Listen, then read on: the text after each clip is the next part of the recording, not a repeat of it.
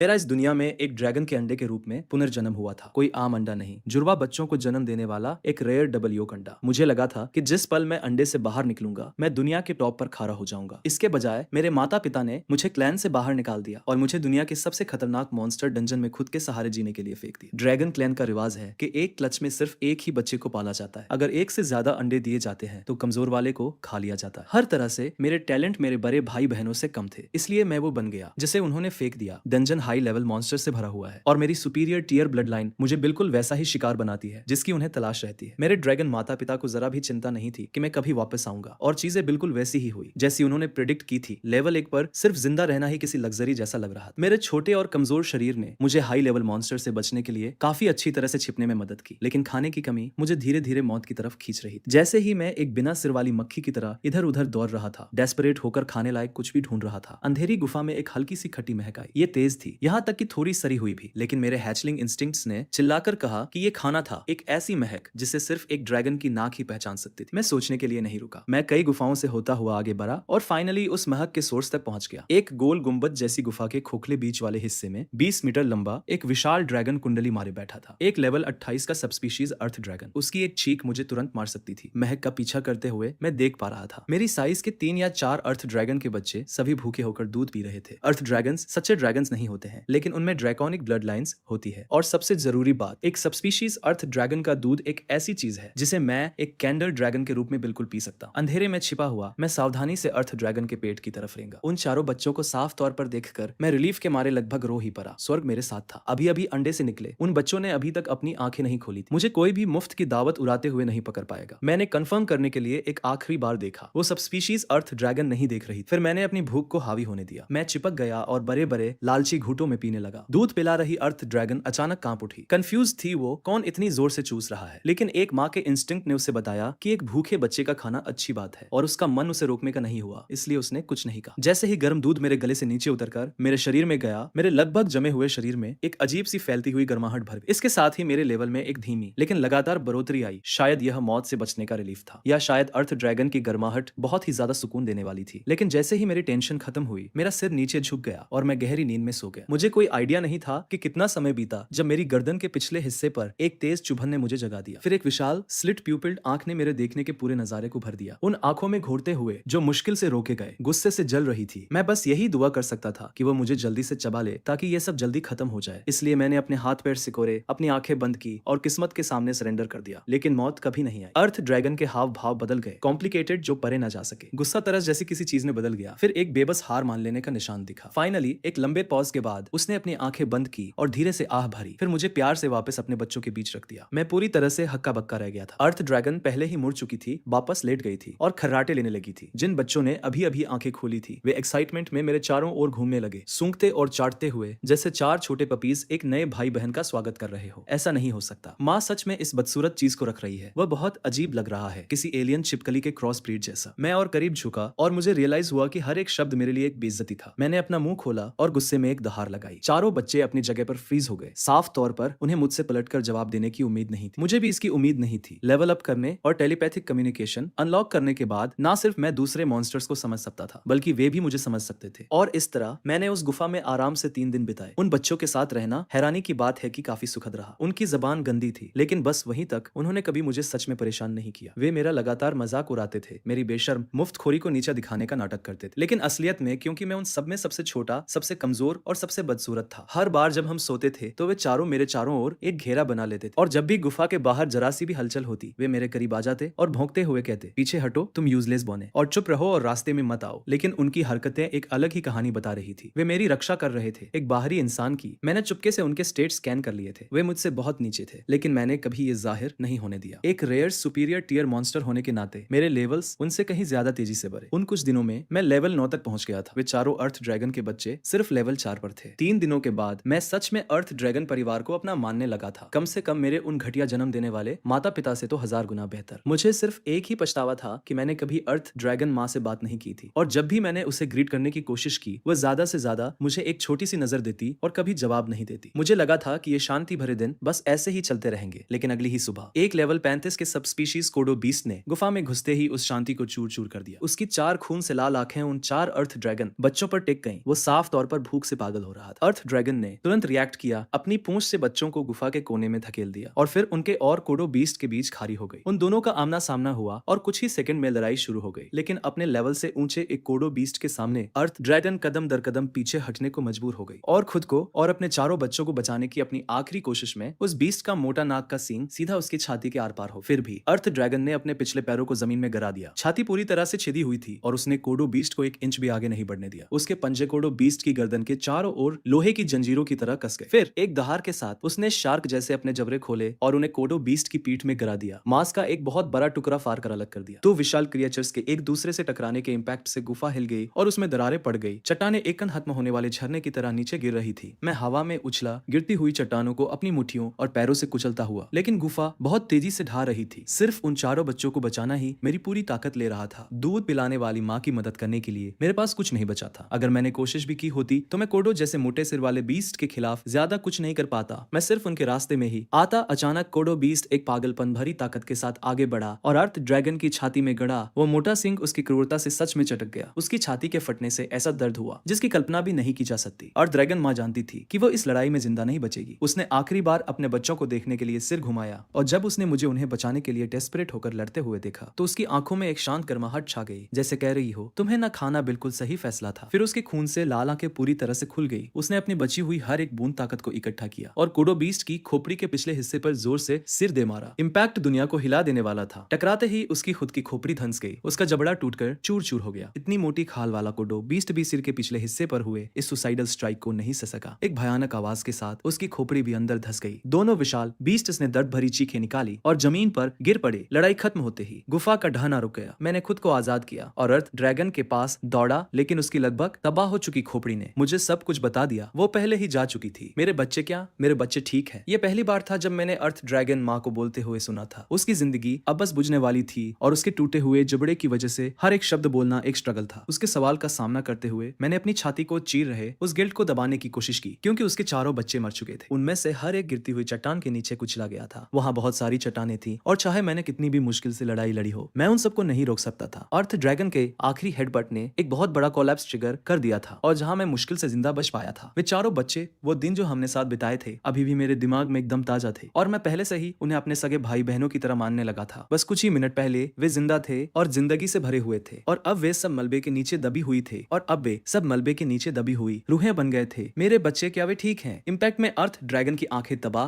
हो चुकी थी। फिर भी उसने अपनी आखिरी सांस ये पूछने में लगा दी। उसकी आवाज में उनके लिए सिर्फ प्यार भरा था। गिल्ट की एक लहर मुझ पर टूट पड़ी जो मेरी छाती के अंदर एक बम की तरफ फट गई। मैंने अपने दांत इतनी जोर से भींचे कि मुझे लगा वे टूट जाएंगे। मैंने अपने दुख को निगला और अपनी आवाज को जितना हो सके उतना कोमल रखा। वे ठीक है, वे बस बेहोश हो गए हैं। वे सब ठीक है। क्या ऐसा है? उसके चेहरे पर एक सुकून भरी मुस्कान छा गई। जब मैं मर जाऊं तो मुझे खा लेना। उसके शब्दों ने मुझे सुन्न कर दिया। हम रंजन में पैदा हुए हैं। ये एक श्राप है जो हम जन्म से ढोते हैं। कुछ भी बर्बाद नहीं किया जा सकता। ये आखिरी नरिशमेंट है जो मैं अपने बच्चों को दे सकती हूँ। मुझे नहीं पता कि तुम्हारे जैसा एक सुपीरियर टीयर मॉन्स्टर यहाँ कैसे आ गया, लेकिन तुम्हें पनाह देने की खातिर मैं तुमसे मेरे बच्चों का ख्याल रखने के लिए कह रही हूँ। इससे पहले कि वह और कुछ कह पाती, उसके कांपते हुए शरीर ने जवाब दे दिया और एक आखिरी सांस के साथ उसकी जान पूरी तरह से निकल गई। बिल्कुल अंत में भी उसके चेहरे पर एक ऐसी माँ की शांत खुशी थी जिसे यकीन था कि उसके बच्चे सेफ हैं। वो शांति से चल बसी। मेरे पैरों के नीचे की जमीन खून से भीग गई थी और गुफा एकदम सुनसान लग रही थी। मेरा मुंह खुला का खुला रह गया, लेकिन मैं रो भी नहीं सका। चीखने से सिर्फ और मॉन्स्टर्स ही आते, लेकिन मेरी छाती को ऐसा लग रहा था जैसे उसे किसी पत्थर के नीचे कुचला जा रहा हो। वह सबसे स्पीशीज अर्थ ड्रैगन जिसने मुझे पनाह दी थी। वे चारों बच्चे जिनके साथ मैं रहा और सोया, वे पांचों एक ही पल में चले गए थे। पहली बार जब वो दूध पिलाने वाली माँ ने मुझसे बात की तो वे उसके आखिरी शब्द थे। उस पल एक ऐसी बेबसी जो मैंने पहले कभी महसूस नहीं की थी मुझ पर एक बाढ़ की तरह टूट पड़ी, लेकिन असलियत ने मुझे शोक मनाने का कोई समय नहीं दिया। एक गरजती हुई दहाड़ ने हवा को चीर दिया और वो सब स्पीशीज कोडो बीस्ट जिसे अब तक मर जाना चाहिए था, लड़खड़ाता हुआ वापस अपने पैरों पर खड़ा हो गया। उसकी धंसी हुई खोपड़ी अभी भी खुली हुई थी। उसने जीत की एक दहाड़ लगाई। उसकी आंखों में उसके सामने खड़ा वो नन्हा सा हैचलिंग कोई खतरा ही नहीं था। लेकिन क्या तुम्हें पता है कि इस मनहूस डंजन में फेंके जाने का सबसे अच्छा हिस्सा क्या है? मैंने अपना सिर झुकाया और अपने पंजों की मुट्ठियां भींच ली। उस विशाल बीस्ट का सामना करते हुए मेरी आवाज कांप रही थी, डर से नहीं बल्कि शुद्ध और जलती हुई एक्साइटमेंट से। नोटिफिकेशन, नई स्किल ड्रैगन ऑरा अनलॉक हो गई है। वो ये है कि मैं तुम्हें अपने इन दो पंजों से मार सकता हूँ। एक दहाड़ के साथ मैंने खुद को सीधा उस सब स्पीशीज कोडो बीस्ट पर लॉन्च कर दिया। उसके घाव बहुत गहरे थे, लेकिन इस लेवल पर उस मोटी खाल को चीरना मेरे लिए अभी भी एक कोरे सपने जैसा था। फिर भी एक रास्ता था। जीत का रास्ता उस दूध पिलाने वाली माँ ने मेरे लिए पहले ही बना दिया था। उसके डिफेंस को भेदने का रास्ता वो घाव गिलाफ जो उस माँ ने उसकी गर्दन के पीछे फाड़ कर खोला था। मैं दहाड़ा हंसाते हुए, दोनों पंजे पूरी तरह से खुले हुए, मैंने उन्हें अंदर गड़ाया और उस घाव को पूरी तरह से फाड़ दिया। दूध पिलाने वाली माँ के शांत और दूर रहने वाले वे 3 दिन उन चारों बच्चों के साथ खाने के लिए भाग दौड़ करना, एक साथ सिकुड़ कर सोना। ये तस्वीरें मेरे दिमाग में किसी घूमती हुई लालटेन की तरह चमक गई और मेरा मारने का इरादा उन ऊंचाइयों तक पहुंच गया जो मैंने पहले कभी नहीं जानी थी। मेरे दिमाग में केक की सोच के अलावा और कुछ नहीं था। इस कोडो बीस्ट को मारो और उनका बदला लो। 3 या 4 घंटे बाद मैं अर्थ ड्रैगन माँ की लाश के सामने खड़ा था, अपने पंजों को प्यार से उस पर रखे हुए, उसमें बची हुई आखिरी गर्माहट को महसूस कर रहा था। मैंने खुद को दुख में डूबने नहीं दिया। डंजन को आंसुओं की कोई परवाह नहीं है, बिल्कुल वैसा ही जैसा उस दूध पिलाने वाली माँ ने कहा था। डंजन में पैदा होने वाले मॉन्स्टर्स जन्म से ही एक श्राप लेकर आते हैं। मौत किसी भी पल आ सकती है और ये कोई अजीब बात नहीं है। मुझे बस एक ही पछतावा था कि मैं अपने चारों भाई बहनों को नहीं बचा पाया। दूध पिलाने वाली माँ, मैं तुम्हारे लिए और उन सभी के लिए जिंदा रहूंगा। मैंने अपना मुंह खोला और उस माँ के शरीर को काट लिया, मांस का एक टुकड़ा फाड़ा और उसे निगल लिया। मैंने अपनी सिसकियों को दबाया, हर एक बाइट के साथ अपने आंसुओं को निगलता रहा। जिससे मैं प्यार करता था उसका मांस इतना असहनीय रूप से कड़वा लग रहा था। मैंने अपनी पूरी ताकत से उसे जबरदस्ती निगल लिया। मैं चाहे कितना भी उल्टी करना चाहता था, मैं एक भी बाइट बर्बाद नहीं कर सकता था। मेरे पास कोई चॉइस नहीं थी। खून की महक दूसरे मॉन्स्टर्स को खींच लाएगी और वैसे भी कोई और उसे खा ही जाएगा। 3 दिन बाद मैं एक गुफा से बाहर निकला। मेरा लेवल सिर्फ 18 था, लेकिन एक सुपीरियर टीयर मॉन्स्टर के ग्रोथ एडवांटेज की बदौलत मैं पहले से ही लेवल 30 के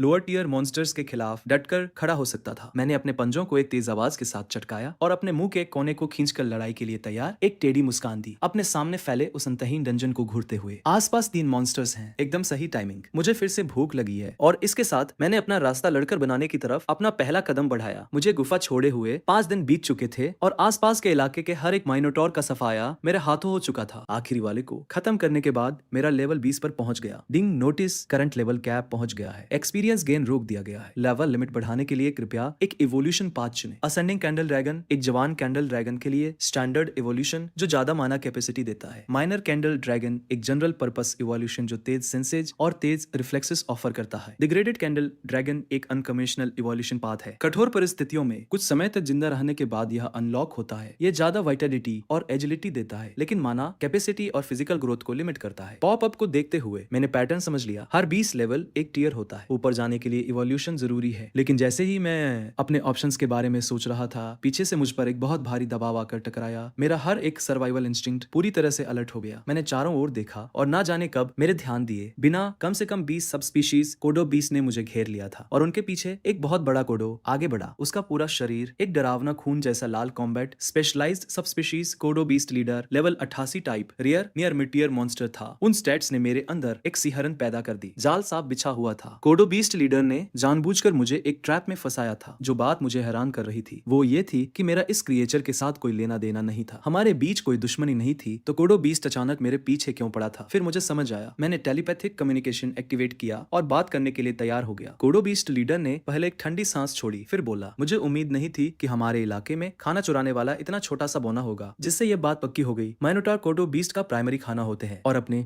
शुरुआती दिनों में अपनी कॉम्बैट स्किल्स को तेज करने के लिए और अपनी ग्लटनी स्किल की वजह से जो मेरी भूख को बहुत ज्यादा बढ़ा रही थी, मैं कई दिनों तक बिना रुके माइनोटॉर का शिकार कर रहा था, जिसकी वजह से पूरे इलाके में उनकी संख्या में भारी कमी आ गई थी। इससे सीधे तौर पर इलाके के कोडो बीस्ट्स के लिए खाने की खतरनाक कमी हो गई। इसके बारे में सोचते हुए भी मैंने बस कंधे उचकाए। कमजोरी दिखाओगे तो कुचल दिए जाओगे, ये ऐसे ही काम करता है। ये सच है, खासकर डंजन में। मैंने अपने पैर जमाए और अपना सिर झुकाया। हाँ, वो मैं ही था। तुम्हारे कोडो बीस्ट ने मेरी दूध पिलाने वाली माँ को खाया था, है ना? तुम लड़ना चाहते हो, मैं यही हूँ। जैसे ही मैंने ये कहा, मेरे पूरे शरीर पर एक नीली हरी चमक जल उठी और मैंने ऐसा पोज बनाया जैसे मैं उन सबको फाड़ कर रख देने के लिए तैयार हूँ। हालांकि अंदर मैं पहले से ही भागने का प्लान बना रहा था। कोडो बीस्ट लीडर को साफ तौर पर यह उम्मीद नहीं थी कि एक बौना जो उसके सामने वाले दांत तक भी नहीं पहुंचता वो इतना बेशर्म होगा। उसने एक दहाड़ लगाई, आगे बढ़ा और ग्राउंड श्रिंक स्किल एक्टिवेट की। वह विशाल क्रिएचर गायब हो गया और सीधे मेरे सामने ऐसे आ गया जैसे उसने टेलीपोर्ट किया हो। उसी समय मुझे घेरे हुए दर्जनों कोडो बीस्ट्स ने एक साथ दहाड़ लगाई और मुझे लगा जैसे मेरे चारों अंगों से कोई सेंसेशन छिन गई हो। मैं 1 इंच भी नहीं हिल सकता था। मेरे लेवल से इतने ऊपर की कोडो बीस्ट का एक वार और सब कुछ खत्म हो जाता। उस पल मेरे दिमाग में अनगिनत स्ट्रेटेजीज आई और हर एक को तुरंत कैंसिल कर दिया गया। कोई प्लान नहीं था, बाहर निकलने का कोई रास्ता नहीं था। फिर अचानक कहीं से शुद्ध नीली रोशनी का एक खंभा धधकता हुआ आया, जिसने पूरी तरह से बिना तैयारी वाले कोडो बीस्ट लीडर को निगल लिया और उसके सबसे करीब वाले कोडो बीस्ट को चीखने तक का समय नहीं मिला। वे वहीं के वहीं राख हो गए। जैसे ही वह झुलसाने वाली लहर कम हुई, दूर से कदमों की एक लयबद्ध आवाज गूंजने लगी। ऐसा लग रहा था जैसे किसी पहाड़ के पैर निकल आए हो। हर एक कदम से जमीन में जोरदार झटके महसूस हो रहे थे। मेरा हर एक इंस्टिंक्ट ने सिर्फ एक लाल अलार्म बजाया मैं मर जाऊंगा। जैसे जैसे कदमों की आवाज करीब आई, मैंने अपनी 2 जन्मों की सारी हिम्मत जुटाई और पीछे मुड़कर देखा। मेरी धड़कन रुक गई। पहाड़ की एक श्रृंखला जितना विशाल और ऊंचा एक आकार मेरी नजरों में भर गया। सबसे पहली चीज जो मैंने देखी वो उसका चेहरा नहीं था। ये मेरी स्किल से डेटा की पहली लाइन थी। Truth, target Leviathan, level 355, type superior, tier monster. उसके एट्रीब्यूट्स इतने ज्यादा थे कि ट्रूथ उसके लेवल और टीयर के अलावा कुछ और रजिस्टर ही नहीं कर पा रही थी। मैंने अपनी सांस रोक ली। सोचने का समय नहीं था। ये सोचने का समय नहीं था कि डंजन का बॉस यहाँ पहली मंजिल पर क्यों था। जैसे जैसे कदमों की आवाज धीरे धीरे कम होती गई, जब पूरी तरह से सन्नाटा छा गया, तभी मैंने फिर से सांस लेने की हिम्मत की। ब्लास्ट से मेरे दाहिने पैर में चोट लगी थी। एक पल सोचने के बाद मैंने यहीं और अभी इवॉल्व होने का डिसाइड किया। ये कंफर्म करने के बाद कि आसपास कोई और मॉन्स्टर्स नहीं है, मैंने फिर से इवोल्यूशन ऑप्शंस निकाले। फ्लैजलिंग कैंडल ड्रैगन सबसे ऑर्थोडॉक्स इवोल्यूशन है, लेकिन ये डंजन की तंग जगहों में शरीर का साइज बढ़ा देता है। ये सिर्फ मुझे पीछे ही धकेलेगा तो ये तो सवाल ही नहीं उठता। डिस्क्रिप्शन को ध्यान से पढ़ने के बाद मैंने डिग्रेडेड कैंडल ड्रैगन के साथ जाने का डिसाइड किया। स्टैट्स के मामले में हालांकि ये ब्लड लाइन को डिग्रेड करता है, लेकिन अपने मूल रूप में यह अभी भी एक कैंडल ड्रैगन है जो फ्यूचर में एक सच्चे कैंडल ड्रैगन में वापस रीऑप्टिमाइज होने के रास्ते खुले रखता है। और इसके स्टैट्स कहीं ज्यादा बैलेंस है। हमेशा बदलते रहने वाले डंजन में जिंदा रहना किसी एक एबिलिटी में स्पेशलाइज होने के बारे में नहीं है, ये ज्यादा ऑप्शंस होने के बारे में है। ये तय होने के बाद मैंने अपनी आंखें बंद कर ली। नोटिफिकेशन, इवोल्यूशन कमांड रिसीव हो गई है। इवोल्यूशन 10 सेकंड के अंदर पूरा हो जाएगा। ट्रुथ की जानी पहचानी आवाज के साथ मेरे दिल से मेरे शरीर के हर कोने में गर्माहट की एक लहर फैल गई। दर्द, ठंड, खून की कमी, चक्कर आना, वो सब गायब हो गया। मेरे थके हुए शरीर में गर्म उमड़ता हुआ खून भर गया। पुरानी त्वचा छिलने लगी, उसकी जगह नए स्केल्स निकलने लगे। मुझे इस साहस को महसूस करने का मुश्किल से ही समय मिला था कि ये सब खत्म हो गया। दिन लेवल 8 तक बढ़ गया। मेरे आसमानी नीले स्केल्स गहरे बैंगनी रंग में बदल गए थे, जो पहले से कहीं ज्यादा सख्त दिख रहे थे। बाकी सभी स्टैट्स भी बढ़ गए थे। ड्रैगन विजन और परसेप्शन दोनों के तेज होने से मैं साफ महसूस कर सकता था कि लेविथान की मौजूदगी मंजिल 1 पर मॉन्स्टर्स की आबादी को तबाह कर रही थी और हर एक जिंदा बचा मॉन्स्टर पैनिक में भाग रहा था। मुझे कोई आइडिया नहीं था कि लेविथान एक डंजन बॉस पहली मंजिल पर क्यों आया था, लेकिन मैं एक बात जानता था, पहली मंजिल पूरी तरह से बदलने वाली थी। इसी सोच के साथ मैंने अपना डिसीजन लिया। मंजिल 2 की तरफ जाने का समय आ गया है। दूध पिलाने वाली माँ को खोने के कुछ ही समय बाद मुझे मंजिल 2 का रास्ता मिल गया था। मेरे अभी तक वहां न जाने की वजह बहुत सिंपल थी। एक बार जब आप दूसरी मंजिल पर उतर जाते हैं तो आप मंजिल 1 पर वापस नहीं आ सकते। मुझे अभी भी कोई आइडिया नहीं था कि लेविथान यहाँ क्या कर रहा था, लेकिन अगर हालातों ने मुझे मजबूर न किया होता तो मैं इतनी जल्दी नीचे नहीं जाता। कुछ मिनट बाद मैं रास्ते के एंट्रेंस पर खड़ा था, अपनी नाक दबाई, आंखें बंद की और सीधे नीचे कूद गया। एक लंबी गिरावट के बाद मुझे एक क्लीन लैंडिंग की उम्मीद थी। इसके बजाय इंसानी आर्मर के एक टुकड़े ने यह पक्का किया कि लैंडिंग बिल्कुल भी स्मूथ नहीं थी। लेकिन इससे मुझे कुछ रियलाइज हुआ, क्या इंसानियत सच में इस दुनिया की डोमिनेंट स्पीशीज। मैंने पैदा होने के बाद से एक भी इंसान नहीं देखा था, लेकिन जैसे ही ये ख्याल मेरे दिमाग में आया, मेरे पीछे 7 या 8 मीटर की दूरी से एक बहुत ही हल्की सी सरसराहट की आवाज आई। यह सोचकर कि कोई मॉन्स्टर एम्बुश करने की कोशिश कर रहा है, मैं अलर्ट होकर पीछे घूमा और जैसे ही मैंने ऐसा किया, मेरे दिल ने कुछ ऐसा किया जिसकी बिल्कुल उम्मीद नहीं थी। ज्यादा दूर नहीं, एक बंद रास्ते के कोने में दुबक कर बैठी थी एक छोटी सी पतली लड़की। मेरे पुनर्जन्म के बाद से मेरा सामना होने वाला पहला इंसान, और वो भी इतनी खूबसूरत थी। मेरे जैसे इंसान के लिए एक ऐसा होपलेस इंट्रोवर्ट जो लगातार 2 जन्मों से सिंगल रहा हो। मेरी इमेजिनेशन ने उड़ान भरने में कोई समय बर्बाद नहीं किया, लेकिन जैसे ही मैंने कुछ कहने के लिए अपना मुंह खोला, उस लड़की ने डर के मारे एक चीख निकाली और जमीन पर गिर गई। पैनिक में पीछे की तरफ खिसकने लगी, अपने पैरों को डेस्परेट होकर चला रही थी, लेकिन उसके ठीक पीछे एक पत्थर की दीवार थी। जाने के लिए कोई जगह नहीं बची थी। उसके इस रिएक्शन ने मुझे हैरान कर दिया। मेरा गोल मटोल हैचलिंग रूप किसी भी लड़की को प्यारा लगना चाहिए था, है ना? मैंने खुद को जमीन पर झुकाया और उसकी तरफ ऐसे रेंगा जैसे आप सर पर किसी आवारा बिल्ली के पास जाते हैं। सुनो, मैं तुम्हें कोई नुकसान नहीं पहुंचाना चाहता, मैं बस ये जानना चाहता हूँ कि तुम यहाँ कैसे आ गए। क्या तुम मेरी बात समझ सकती हो? लड़की और भी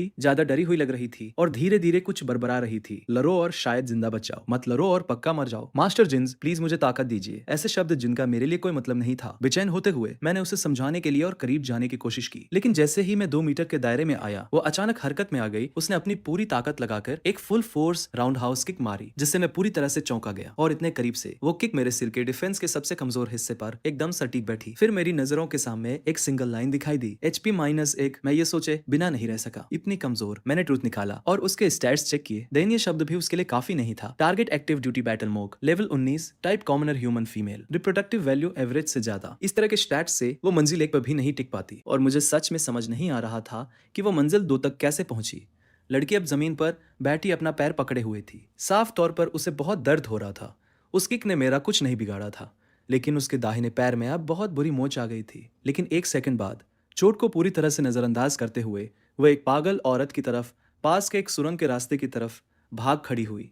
मैं उसके पीछे जाने के लिए आगे बढ़ा, लेकिन ब्लड फैंग्ड स्पाइडर्स ऊपर से गिरने लगी और बार बार मेरा रास्ता रोक रही थी। डंजन में मॉन्स्टर्स लाइफ एसेंस के आधार पर शिकार करते हैं, जिसका मतलब था कि वो कमजोर इंसान उनके किसी काम का नहीं था। इसके बजाय वे सब मुझ पर टूट पड़े। ऐसा नहीं था कि वे कोई असली खतरा थे, लेकिन उनकी वजह से मैं उस लड़की का पीछा पूरी तरह से भूल गया। मैं बहुत निराश था। वह वही थी और बस ऐसे ही वो चली गई। 5 दिन बीत गए और मैंने धीरे धीरे मंजिल 2 पर अपनी जगह बना ली। मंजिल 1 के उलट यहाँ के मॉन्स्टर्स की वैरायटी बहुत ज्यादा थी। लगभग हर दिन मेरा सामना ऐसी स्पीशीज से होता था जिन्हें मैंने पहले कभी नहीं देखा था, और उनमें इंसान भी शामिल थे। सिवाय इसके कि मुझे मिला हर इंसान या तो लाश था या फिर कंकाल। उस दिन की लड़की अभी भी मेरे दिमाग में बसी हुई थी, ज्यादातर इसलिए क्योंकि वो इंसान थी। हाल ही के दिनों में मैं मंजिल 2 पर 1 से ज्यादा बार इंसानी कंकालों से टकरा चुका था, और यहाँ तक कि इंसानी पैरों के निशान भी बड़ी संख्या में मिले थे, जो कम से कम 200 से 300 लोगों के ग्रुप का इशारा कर रहे थे। फिर भी मैं सच में उन्हें ढूंढना चाहता था। डंजन का माहौल साफ तौर पर इंसानों के लिए नहीं बना है। अगर उनके पास अंदर आने का रास्ता था तो लॉजिक कहता है कि उनके पास बाहर जाने का रास्ता भी होगा। कम से कम लॉजिक तो यही था, और इसी पॉसिबिलिटी की मुझे तलाश थी। बदकिस्मती से इंसानी निशानों को ट्रैक करने की कई दिनों की कोशिशों का कोई फायदा नहीं हुआ। सिर्फ और कंकाल ही मिल रहे थे, एक के बाद एक नजारे। फिर जैसे ही मैं गुफा छोड़ने वाला था, मेरी पीठ में एक सुई जैसी तेज ठंडक दौड़ गई। मेरे दिमाग से पहले मेरे शरीर ने रिएक्ट किया। एक साइड रोल जो पूरी तरह से मेरा इंस्टिंक्ट था। हवा का एक बहुत ही कंप्रेस्ड ब्लेड मेरे सिर के पास से गुजरा और उसने पत्थर की दीवार पर कई फीट लंबी 4 गहरी दरारें बना दी, जैसे वो चट्टान कोई कागज हो जिसे किसी बिल्ली ने खरोंच दिया हो। सोचने का समय नहीं था। मैंने तुरंत ड्रैगन विजन के साथ मिलने वाली तेज सुनने की ताकत को एक्टिवेट किया और ज्यादा दूर नहीं, एक छोटे से क्रिएचर को नोटिस किया जो लगभग इम्पॉसिबल लगने वाली स्पीड से मेरी तरफ आ रहा था। जब तक मैं कुछ समझ पाता, वो क्रिएचर मेरी पीठ से 50 सेंटीमीटर से भी कम दूरी पर था। मेरी खोपड़ी सुन्न पर गई। पीछे मुड़कर देखने का भी समय नहीं था। एक और साइड स्टेप, नुकीले पंजों ने मेरे चेहरे के स्केल्स को बस बाल बाल छूते हुए खरोच दिया, और जब मैं रोल करके बचा तो मैंने पाया कि मेरे चेहरे पर 4 कट लग गए हैं, 2 वार, और तुम अभी भी सांस ले रहे हो। इसमें कोई हैरानी नहीं कि तुम में मेरे इलाके में घुसने की हिम्मत थी। लगता है तुम्हारे पास सच में कुछ स्किल है। अंधेरे में से एक लड़की की आवाज आई। वह 4 पैरों वाला क्रिएचर अंधेरे में छिपा हुआ था और अपने पंजों से खून चाटने के बाद वही एक इंसान की तरह अपने पिछले पैरों पर खड़ा हो गया। मुझे लग रहा है कि तुम्हारे पास टेलीपैथिक कम्युनिकेशन स्किल है, तो हम बात कर सकते हैं। लेकिन चाहे जो भी हो, तुमने मेरे इलाके में कदम रखा है, इसलिए जिंदा वापस जाने की उम्मीद मत करना। म्याऊं। मैं उसे साफ तौर पर नहीं देख पा रहा था, लेकिन मैं बता सकता था कि वो क्रिएचर मुझ पर मुस्कुरा रहा था। जैसे ही वे शब्द खत्म हुए, वो फिगर मेरी तरफ अंधी कर देने वाली स्पीड से आई, इतनी तेज कि नंगी आंखों से उसे ट्रैक करना भी मुश्किल था। एक ही क्रिएचर से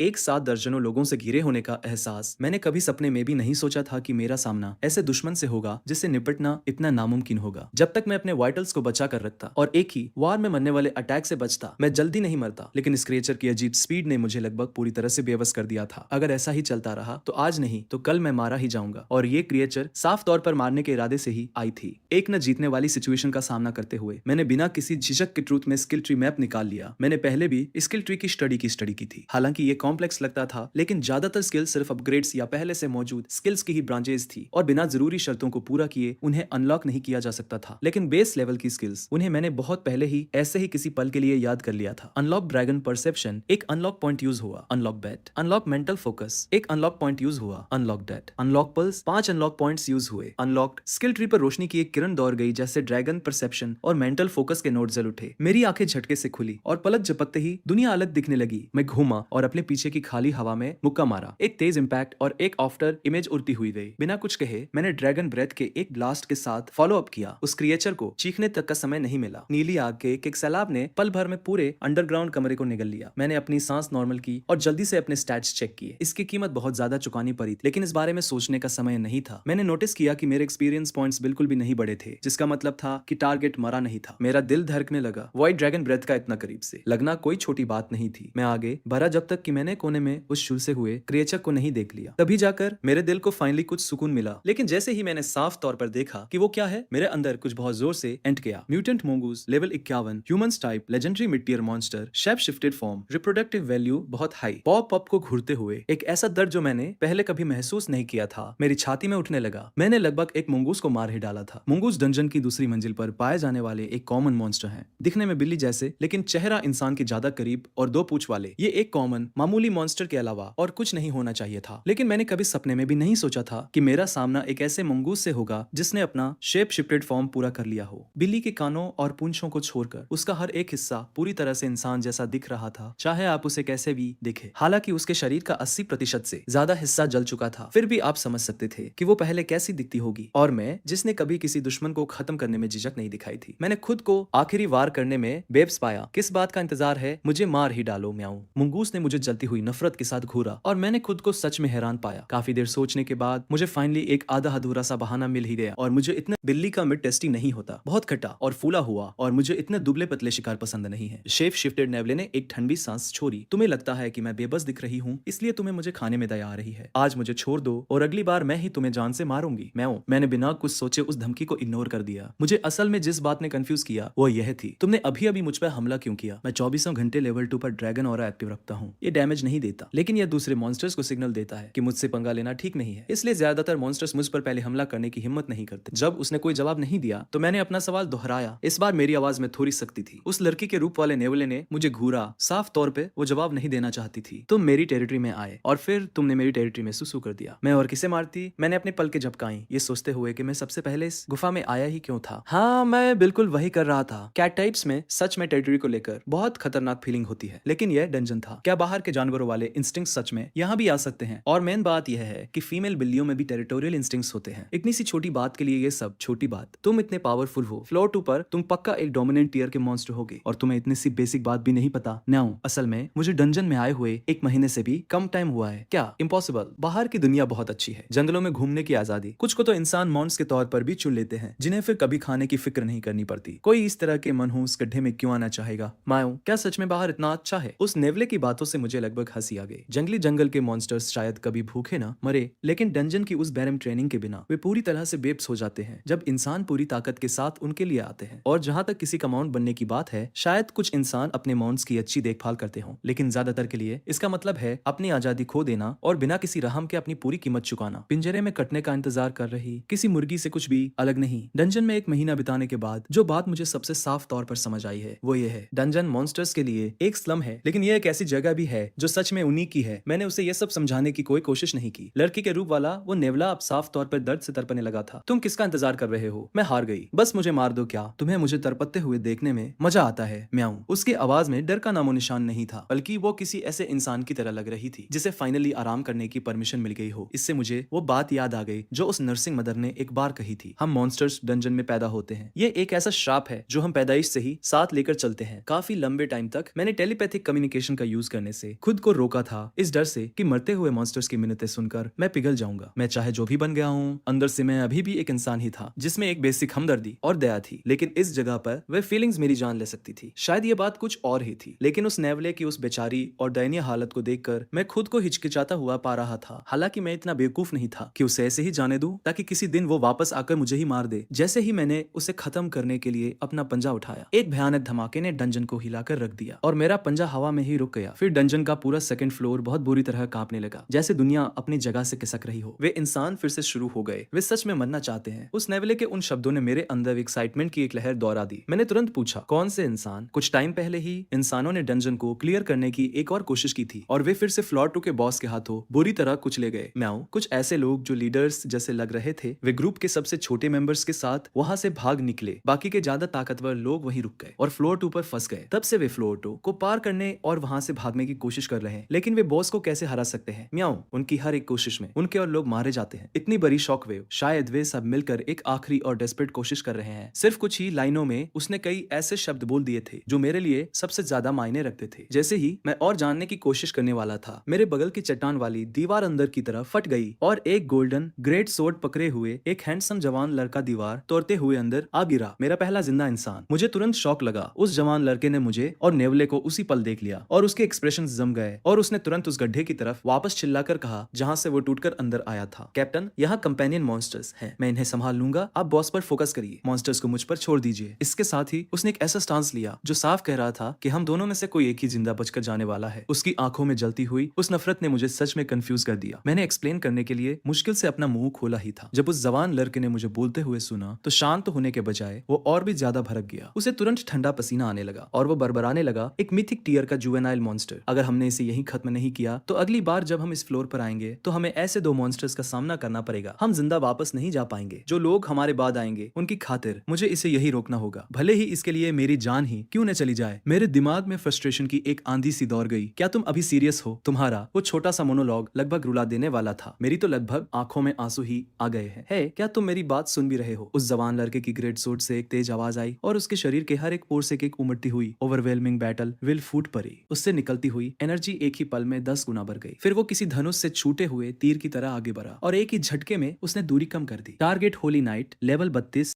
अगर मेरी ताकत पूरी होती तो मेरे स्किल्स के एडवांटेज से मैं उसे तुरंत खत्म कर देता, लेकिन मैं घायल था और आमने सामने की टक्कर का तो सवाल ही नहीं उठता था। इसके अलावा मेरा किसी इंसान से पंगा लेने का कोई इरादा नहीं था। जिन 2 सेकंड्स में मैंने हिचकिचाने में लगाए, मैंने उस आते हुए स्लैश को डॉज किया, उस नेवले को उसकी गर्दन के पीछे से पकड़ा, उसे अपने कंधे पर लादा और बॉस और उस जवान लड़के से सबसे दूर वाली डायरेक्शन में पूरी स्पीड से भागने लगा। उस नेवले ने साफ तौर पर यह उम्मीद नहीं की थी। एक पल वह जमीन पर थी और अगले ही पल बिना किसी वजह के उसे उठाकर ले जाया जा रहा था। तुम्हें क्या लगता है तुम क्या कर रहे हो? म्याऊं, मैं तुम्हें ऐसे बचकर नहीं जाने दूंगी। उस चकराई हुई नेवले ने मेरे नंगे सिर पर काटा और पंजे मारे। चुप रहो, मैं गुर्राया, फिर अपना हाथ ऊपर ले जाकर उसकी गर्दन के पीछे वाले हिस्से को जोर से दबा दिया। नेवले का चेहरा तुरंत लाल हो गया, उसका बचा हुआ एक कान नीचे लटक गया और उसकी बॉडी ऐसे अकड़ गई जैसे जम गई हो। वो जवान लड़का पहले से ही मेरे ऊपर था। सुनहरी तलवार के वार किसी बारिश की तरह बरस रहे थे। मैं साइड में हटा और अंदर गुस्से से पागल हो रहा था। अगर मेरी ताकत पूरी होती तो तुम जैसे किसी एरे गैरे की हिम्मत नहीं होती कि मेरा ऐसे पीछा करे। थका हुआ होने की वजह से मेरे पास अपना घमंड चुपचाप निकलने और अपनी बची खुची पूरी एनर्जी के साथ भागने के अलावा कोई चारा नहीं था। और इस तरह पीछा करना शुरू हुआ। इंसान और ड्रैगन एक के पीछे एक डंजन से गुजरती हुई रोशनी की 2 लकीरें एक खूंखार चेज में फंसी हुई। मुझे लगा था कि वह जवान लड़का थोड़ी देर बाद हार मान लेगा, लेकिन 2.5 घंटे तक लगातार पीछा करने के बाद भले ही उसकी एनर्जी पूरी तरह खत्म हो चुकी थी, उसने हार मानने से इनकार कर दिया। अब मुझे सच में बहुत तेज गुस्सा आ रहा था। अगर ऐसा ही चलता रहा तो उसका अगला वार उसका आखिरी और सबसे खूंखार वार होगा। अगर वो अभी पीछे हट जाता तो मैं बस वहां से चला जाता और अपनी मेहनत बचा लेता, लेकिन अगर उसने अपनी पूरी ताकत एक ही आखिरी स्ट्राइक में लगाने की हिम्मत की तो मैं पक्का उसका सिर कुचल दूंगा। और जैसा कि होना था, जैसे ही मैंने वो फैसला लिया और ये देखने का इंतजार किया कि वो जवान लड़का क्या करेगा, उसने एक बैटल क्राई निकाली। उसके शरीर की हर एक नस एक साथ फटने लगी और उसने अपनी बैटल विल की आखिरी बूंद तक उस गोल्डन ग्रेटसोर्ड में डाल दी। उस लड़के की उस आखिरी सब कुछ खत्म कर देने वाली स्ट्राइक का सामना करते हुए मैंने एक थकी हुई गहरी सांस ली। Unlock invincibility, 5 unlock points consumed. Skill invincibility level 1 unlock हो गई। उस पल में एक तोप के गोले में बदल गया और सीधे उस सोर्ड बीम के रास्ते में तेजी से आगे बढ़ा। एक ही पल में वो सोर्ड बीम किसी कागज की तरह चकनाचूर हो गई। उसमें एकदम आर पार एक गोल छेद बन गया। उस जवान लड़के ने कभी सपने में भी नहीं सोचा होगा कि जिस क्रिएचर का वो अभी पीछा कर रहा था वो अचानक मुड़ेगा और सीधे उस पर हमला कर देगा। ये तो दूर की बात है कि उसकी पूरी बैटल विल और माना से भरी स्ट्राइक को इतनी आसानी से तोड़ा जा सकता था, लेकिन उसके पास ये सब समझने का टाइम ही नहीं बचा था। टकराने की एक जोरदार आवाज मेरा सख्त हेडबट पूरी ताकत के साथ उस लड़के के पेट पर लगा और उसने दिल दहला देने वाली एक चीख निकाली। उसका शरीर किसी पिन व्हील की तरह गोल गोल घूमते हुए पीछे की तरफ उड़ गया। एक के बाद एक दर्जनों मोटे पत्थर के खंभों को तोड़ता हुआ वो फाइनली एक पत्थर की दीवार से टकरा कर रुक गया। जब इनविंसिबिलिटी का असर खत्म हुआ तो मैं पूरी तरह से गिर पड़ा। मेरा शरीर जमीन पर पिघल सा गया। मुझे लगा कि मैं फाइनली अपनी सांसें कंट्रोल कर सकता हूँ, लेकिन लेवल अप नोटिफिकेशंस की एक झड़ी लग गई और मेरा सिर फिर से घूमने लगा। इवॉल्व होने के बाद से हर लेवल के लिए जरूरी एक्सपीरियंस बहुत ज्यादा बढ़ गया था और मल्टीप्लायर्स आसमान छू रहे थे। मुझे एक साथ लगातार कई लेवल अप्स देखे हुए काफी टाइम हो गया था। इस इंसान की कॉम्बैट पावर लगभग एक कोटो बीस्ट के बराबर थी और फिर भी इस कमजोर समझे जाने वाले इंसान ने मुझे एक ही बार में 6 लेवल्स ऊपर पहुंचा दिया था। पोस्ट एवोल्यूशन लेवल 11 से सीधे लेवल 17 तक कुल मिलाकर लगभग 12,000 एक्सपीरियंस। ऐसा लग रहा था जैसे सिस्टम मुझे इंसानों को मारने के लिए एनकरेज कर रहा हो। डिंग, मैन क्वेस्ट अनलॉक, फ्लोर 2 की बॉस मेडुसाज हेड को हराओ, क्वेस्ट रिवॉर्ड 50 अनलॉक पॉइंट्स। उस नोटिफिकेशन ने मुझे झटके से सीधा खड़ा कर दिया। मैंने अब तक जो कुछ भी झेला था, मौत को छूकर निकलने वाली जिन लड़ाइयों से मैं बचकर निकला था, अभी अभी कमाए गए 5 पॉइंट्स को मिलाकर मैंने बड़ी मुश्किल से कुल 35 अनलॉक पॉइंट्स इकट्ठे किए थे और यह अकेला क्वेस्ट 50 पॉइंट्स दे रहा था। तभी मेरे पीछे से नेवले की आवाज आई। मैं पीछे मुड़ा। वो मुझे ऐसे घूर रही थी जैसे किसी ऐसी चीज को देख रही हो जिसका कोई वजूद ही नहीं होना चाहिए। ऐसा क्यों है कि जब तुमने उस इंसान को मारा तो तुम्हारी सारी चोटें पूरी तरह से ठीक हो गई और तुम्हारी प्रेजेंस अचानक इतनी ड्रामेटिक तरीके से कैसे बढ़ गई? नेवला साफ तौर पर हैरान थी। किसी भी नॉर्मल लॉजिक के हिसाब से एक मॉन्स्टर की ग्रोथ किसी भी जिंदा जीव की तरह काम करती है, एकदम स्थिर और धीरे धीरे, लेकिन उसके सामने खरे इस जुवेनाइल ड्रैगन ने सिर्फ एक इंसान को मारा था और न सिर्फ उसके घाव गायब हो गए थे बल्कि उसकी पावर एक ही पल में कई गुना बढ़ गई थी। उसने ऐसा कुछ पहले कभी नहीं देखा था। उसके हैरान और डरे हुए सवालों का सामना करते हुए मैंने अपने एक्सप्रेशंस एकदम शांत रखे। तो क्या तुम यही मरना चाहती हो या मेरे साथ आकर फ्लोर 2 की बॉस को मारना चाहती हो? क्या तुम्हारा दिमाग खराब हो गया है? वह फ्लोर 2 की बॉस है। उसके एक ही जगह पर रहने का इकलौता रीजन ये है कि वो मूव नहीं कर सकती। वह तीनों एंट्रेंसेस को गार्ड करती है। फिर से कुछ समझ आया। नेवले ने मुझे अविश्वास से घूरा और एक लंबी लंबी खामोशी के बाद उसने फाइनली पूछा, मुझे मत बताना कि तुम मेडुसाज हेड को मारने का प्लान बना रहे हो सिर्फ फ्लोर 3 तक पहुंचने के लिए। मैंने शब्दों में जवाब नहीं दिया, बस मुस्कुराया और सिर हिलाया। नेवले ने अपने जलने के घाव को इग्नोर किया और अपनी आवाज ऊंची की,